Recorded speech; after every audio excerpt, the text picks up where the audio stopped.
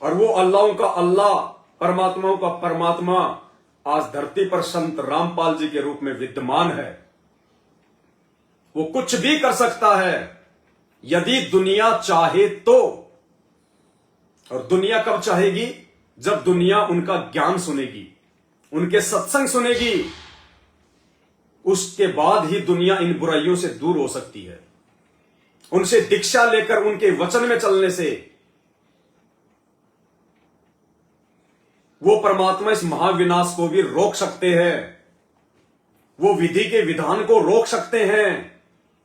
वो प्राकृतिक आपदाओं को रोक सकते हैं, क्योंकि वो समर्थ है। उससे बढ़कर दूसरा शक्तिशाली जहान में कोई नहीं, यदि दुनिया चाहे तो। क्योंकि कहते हैं साहिब से सब होत है, बंदे से कुछ नहीं। साहिब यानी भगवान और बंदा यानी इंसान। राजा भी इंसान है, मंत्री भी इंसान है, भिखारी भी इंसान है, देवता भी इंसान है। आप और हम तो हैं ही इंसान। क्योंकि साहिब पूरी कायनात में केवल एक ही है। मुसलमान जिसको अल्लाह कह देते हैं, हिंदू जिसे भगवान कहते हैं, ईसाई जिसे मसीह कहते हैं, वो एक ही है। और वो साहिब आज संत रामपाल जी के रूप में धरती पे प्रकट है। तो कहते हैं उस साहिब से सब होत है और बंदे से कुछ नहीं। वो राई से पर्वत कर दे, फिर पर्वत से राई। इतनी समर्थ शक्ति और उनकी लीला कितनी गजब की। आज कौन कह दे कि वो भगवान, वो परम शक्ति, वो साहब संत रामपाल जी हो सकते हैं। जो देशद्रोह के झूठे मुकदमे में, मर्डर के झूठे मुकदमे में हिसार जेल में बैठे हैं। लोग हंसी उड़ाएंगे, मजाक उड़ाएंगे कि वो जेल में बैठने वाला भगवान कैसे हो गया।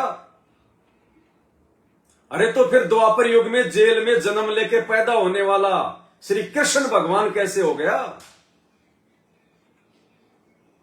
त्रेता युग में 14 साल की जंगल में जेल काटने वाला, जिसको हम लोग वनवास कहते हैं, वो कैसे भगवान हो गया।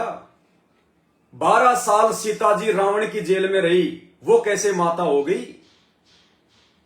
33 करोड़ देवी देवताओं को हराकर, ठोक पींद कर रावण ने अपनी जेल में ठूंस रखा था।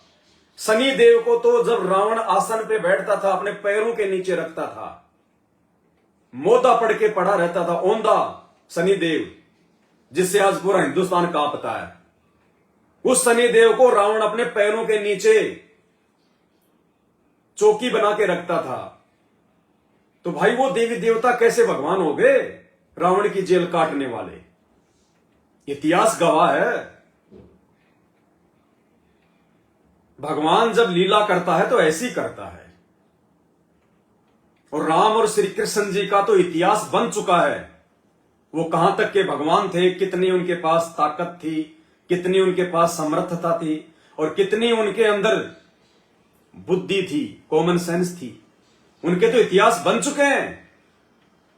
संत रामपाल जी का तो खेल अभी जारी है, इतिहास बनना बाकी है। और ये संत रामपाल जी वो इतिहास बना के जाएंगे जो इतिहास आज से पहले 4 युगों में ना किसी देव ने बनाया, ना किसी महादेव ने बनाया, और ना ही संत रामपाल जी ने आज से पहले कबीर रूप में आके बनाया, ना मुनिंदर ऋषि के रूप में आके बनाया, ना करुणामय ऋषि के रूप में आके बनाया, और ना ही सतयुग में सतसुकृत ऋषि के रूप में आके बनाया। वो गजब की लीला, वो गजब का खेल 2028 तक संत रामपाल जी पूरे विश्व को दिखाएंगे। पूरा विश्व संत रामपाल जी की सत भक्ति को अपनाने के लिए मजबूर हो जाएगा। Nothing any option. किसी भी व्यक्ति के पास दूसरा कोई ऑप्शन होगा ही नहीं अपनी जीवन रक्षा का। ना धन काम आएगा, ना वो पद काम आएगा, ना रिश्तेदार काम आएंगे, ना ये 33 करोड़ देवी देवता काम आएंगे, ना राजनीति काम आएगी, ना आपके वो नकली साधु संत महात्मा काम आएंगे। उस विनाशकारी समय में अपने और अपने परिवार की रक्षा का एकमात्र समाधान यदि कोई होगा तो संत रामपाल जी की शरण मजबूरन घुटने टेकने पड़ेंगे। बड़े बड़े देशों के राजा, प्रधानमंत्री, राष्ट्रपति संत रामपाल जी के चरणों में घुटने टेककर नाक रगड़ने के लिए विवश हो जाएंगे। यदि उनको अपना देश बचाना होगा तो, दुनिया बचानी होगी तो 2028 के बाद, ज्यादा समय की बात नहीं है, 4.5 साल बचे, पूरे विश्व में संत रामपाल जी का ही शासन होगा। पूरे विश्व का एकमात्र सम्राट, शहंशाह संत रामपाल जी होंगे। उनके अनुयायियों के द्वारा पूरे विश्व की सत्ता को संभाला जाएगा। क्योंकि वर्तमान के राजाओं को तो आपने देख ही लिया, पूरे संसार को बारूद के ढेर पर बैठा दिया इन्होंने। इंसान इंसान को काट रहा है, इंसान इंसान का दुश्मन है। बात करते हैं वसुधैव कुटुंबकम की, और पूरी दुनिया को बारूद के ढेर पर बैठा रखा है। मुसलमान धर्म बात करता है शांति की, रिलीजन ऑफ पीस नाम रख दिया, रिलीजन ऑफ पीस, यानी मुसलमान धर्म से ज्यादा शांति प्रिय धर्म और कोई नहीं, मुसलमान से ज्यादा शांति प्रिय और कोई नहीं। और जैसे ही इजराइल और हमास के बीच में युद्ध हुआ, 57 मुस्लिम देश एक हो गए। किस लिए? शांति के लिए या मारकाट के लिए? फिर भी कहते हैं रिलीजन ऑफ पीस, कहते हैं मुसलमान धर्म से ज्यादा दया किसी में नहीं। और हर साल इतने बेजुबान जानवर बकरीद के दिन काट डालते हैं, सप्ताह में 5 दिन मांस खाते हैं। फिर कहते हैं हमारा अल्लाह करीम है। करीम यानी दयालु। अरे अल्लाह तो करीम है, लेकिन तुम क्या कर रहे हो? अल्लाह करीम है तो तुम भी दिखाओ ये दया। तो पूरे विश्व की शासन व्यवस्था को, इस गंदी शासन व्यवस्था को संत रामपाल जी पूरी तरह से तब्दील कर देंगे। और ये उसी समय संभव है जब इस विश्व की आबादी की छटनी होगी। और ये छटनी इंसान के द्वारा जो बीज बोया गया है विज्ञान के नाम पर, ये परमाणु बम, ये हथियार, विनाशक सामग्री, इन्हीं के माध्यम से दुनिया का शवते ही विनाश होगा। और उस विनाशकारी समय में ये जितने भी नकली साधु संत महात्मा, शंकराचार्य, मंडलेश्वर, मठाधीश, नकली जगत गुरु,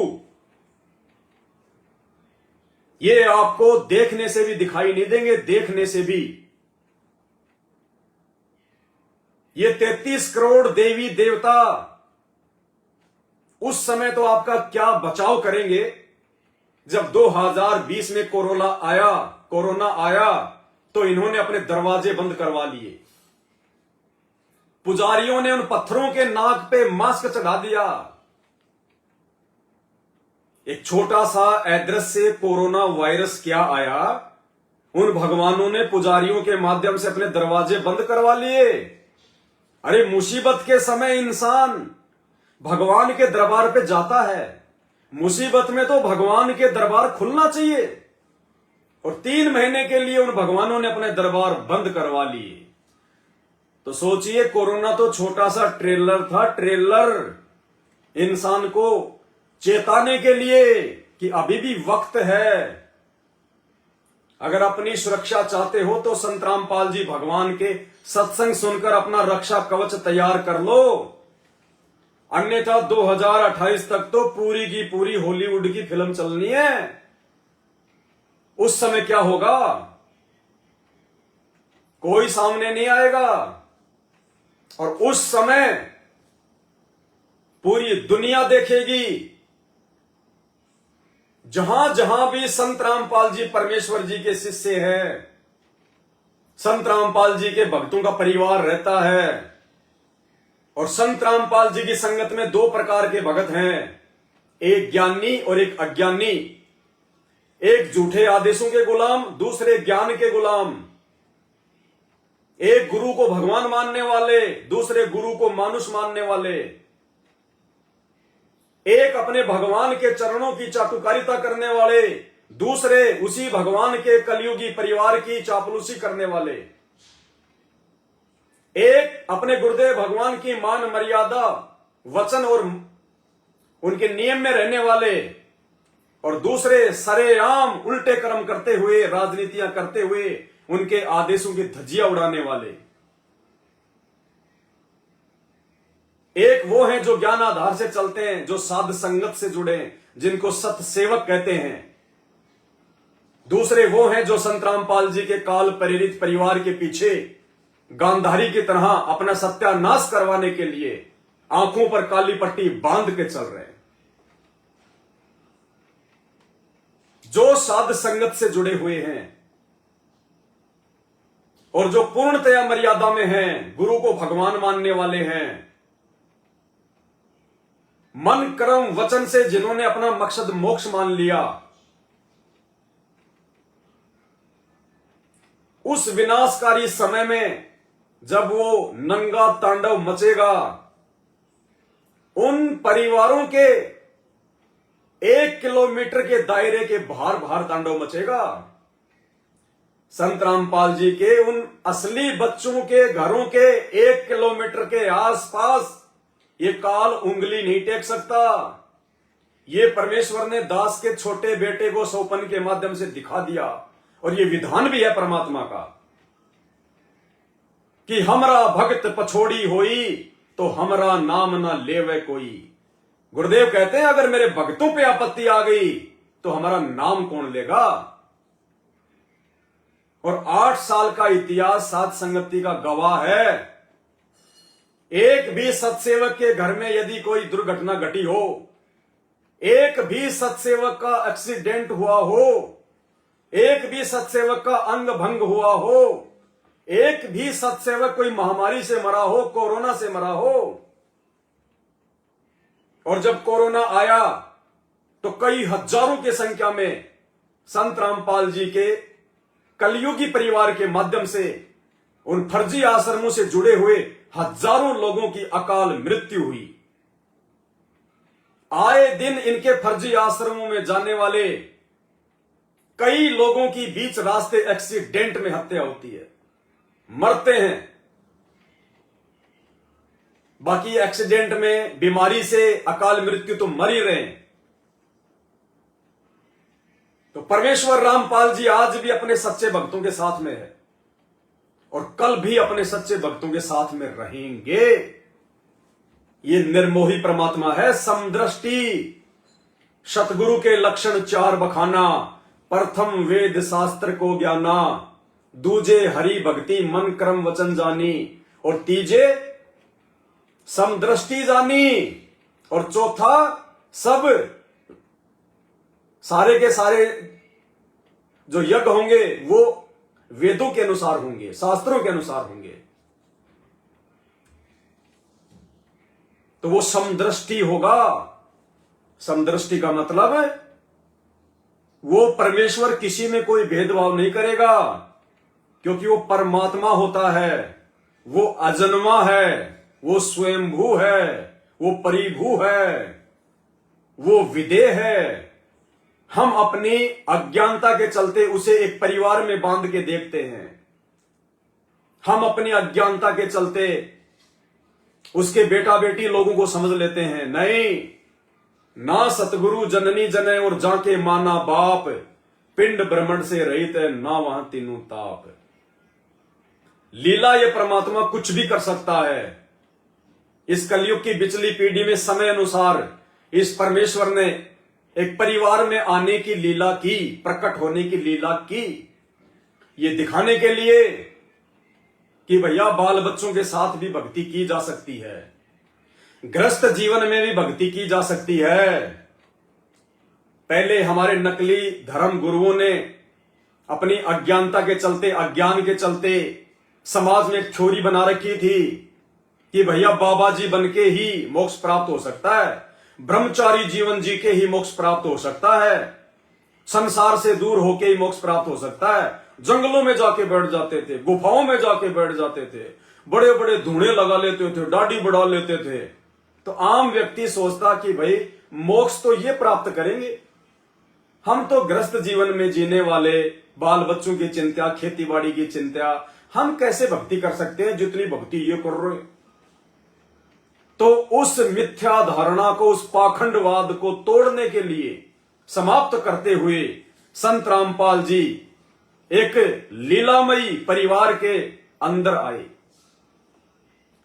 अन्यथा विचार करो, ये सतलोक का राजा, उस सतलोक के अन्य प्राणी भी इस गंदे लोक की तरफ देखकर सोते भी नहीं है, चर्चा भी नहीं करते ऐसे गंदे लोक की।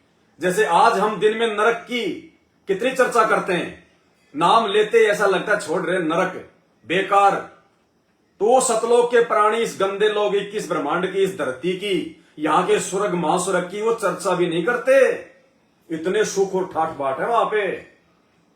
तो ऐसे सच्चे लोग, सचखंड का शहंशाह, महाराजा, वो संत रामपाल जी भगवान, जिसका पूरा परिवार वहां पे आनंद मंगल से निवास करता है, उनका परिवार यानी उनकी आत्माएं, वो राजाओं का राजा, सतलोक का राजा, इस गंदे लोक धरती में, मृत्यु लोक में एक परिवार बसाने के लिए आएगा क्या?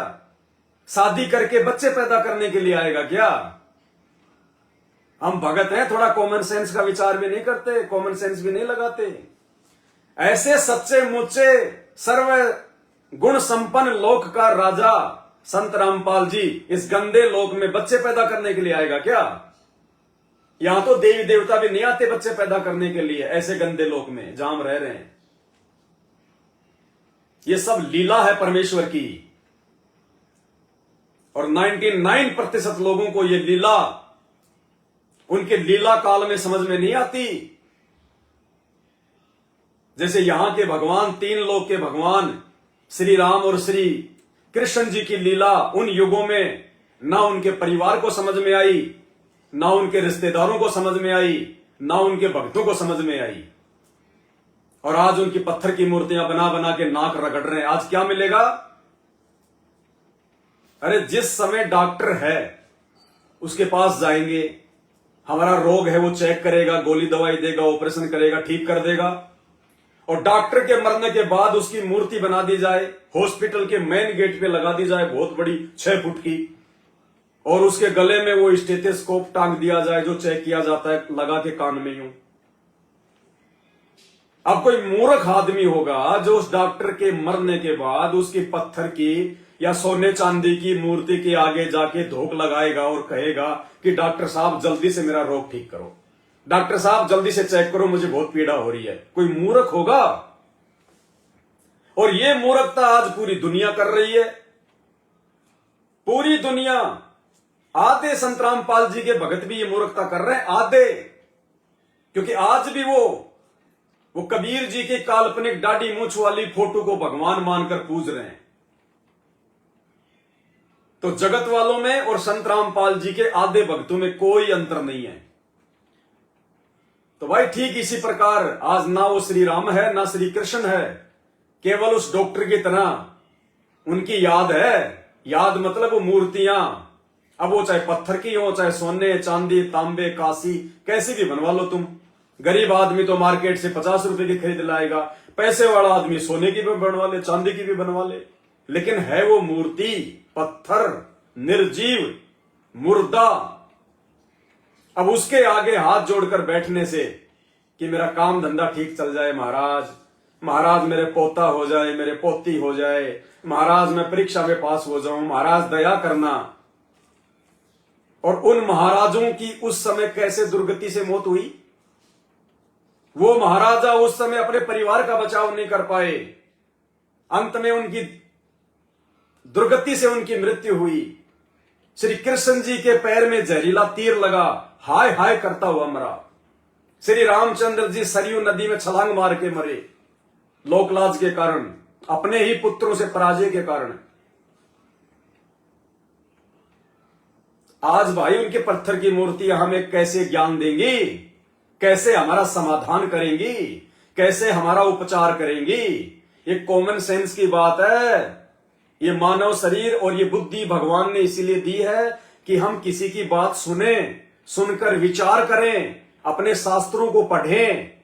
ये शास्त्र कोई मनोरंजन के लिए नहीं है। इन शास्त्रों में यही लिखा हुआ है कि मानव शरीर प्राप्त इंसान के लिए कौन सी भक्ति सही है, कौन सी भक्ति गलत है, कौन से कर्म करने चाहिए, कौन से कर्म नहीं करने चाहिए,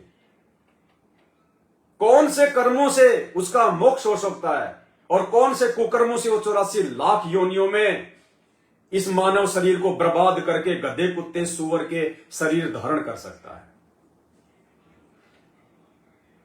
तो भाई और बहनों, ये ना तो होली मनाने से हमारा मोक्ष होगा, ना हमारा जीवन समृद्ध होगा, ना दीपावली मनाने से, ना बकरीद मनाने से, ना अन्य कोई त्योहार मनाने से। पूर्ण संत धरती पर आकर ये सारा भेद बताते हैं, पूरी जानकारी देते हैं। और संत रामपाल जी परमेश्वर ने पूर्ण संत की भूमिका करते हुए, क्योंकि साहिब भी ये खुद ही है, संत भी खुद ही है। साहिब से सतगुरु भय और सतगुरु से भय संत, धर धर वेख विशाल अंग, ये खेल है आदि और अंत। सतगुरु के अलावा दूसरा कोई ब्रह्म नहीं होता, परमात्मा नहीं होता। सतगुरु पूर्ण ब्रह्म है और सतगुरु आप अलेख, आप यानी स्वयं ही। अलेख मानी हमारी इन आंखों से ना दिखाई देने वाला वो परमात्मा, जो साकार होते हुए भी हमें दिखाई नहीं दे रहा, जो अपने एक रूप में सतलोक में बैठा है, अलेख। तो सतगुरु ही पूर्ण ब्रह्म है और सतगुरु ही आप अलेख, और सतगुरु रमता राम है, इसमें मीन न मेख। तो आज उन्होंने आके हमें इस मानव शरीर की उपयोगिता के बारे में समझा दिया कि अब ये आपके हाथ में है। आप चाहो तो इसको उल्टी साधना करके, नकली भगवानों की भक्ति करके, मनमाना आचरण करके, ये दुनिया भर का आडंबर और पाखंड करके, तीज त्योहार में सिमट करके, चाहो तो इस अनमोल चोले को बर्बाद कर दो और चाहो तो अपने गुरु के वचन पर चलकर सत भक्ति कर कर इसको आबाद कर दो। तो संत रामपाल जी भगवान के शिष्य अपने गुरुदेव जी के आदेश अनुसार ये परंपरागत त्योहार जो आज पाखंड का रूप ले चुके हैं, जो उस काल भगवान का भयंकर षड्यंत्र है हमारे समाज से बर्बाद करवाने के लिए, हमारा धन बर्बाद करवाने के लिए, इसलिए हमने इन सब त्योहारों से हटकर अपने समय का सदुपयोग करना है, अपने धन का सदुपयोग करना है। धन की उन्नति दान करने से बढ़ती है, पटाखे लाला के फोड़ने से नहीं, बारूद उड़ाने से नहीं, बाजार से मिलावटी मिठाइयां लाके खाने से नहीं। और इन जगत वाले भाई बहनों को तो यह भी नहीं पता, ये दीपावली मनाते हैं इसलिए कि श्री रामचंद्र जी आए थे अयोध्या में, और दीपावली के दिन ये पूजा करते हैं गणेश जी की, लक्ष्मी जी की। ना सीता की पूजा करते, ना रामचंद्र जी की पूजा करते। दीपावली मनाते हैं राम और सीता के नाम पे और पूजा करते हैं लक्ष्मी और गणेश जी की। तो इनका तो सिस्टम बिगड़ा हुआ है। ये बेचारे अज्ञानता में जी रहे हैं, अंधेरे में तीर मार रहे हैं, और वैसे अपने आप को बहुत बड़ा ज्ञानी मानते हैं, बहुत बड़ा ज्ञानी समझते हैं अपने आप को, लेकिन अध्यात्म ज्ञान की इनको बेचारों को छींट भी नहीं है।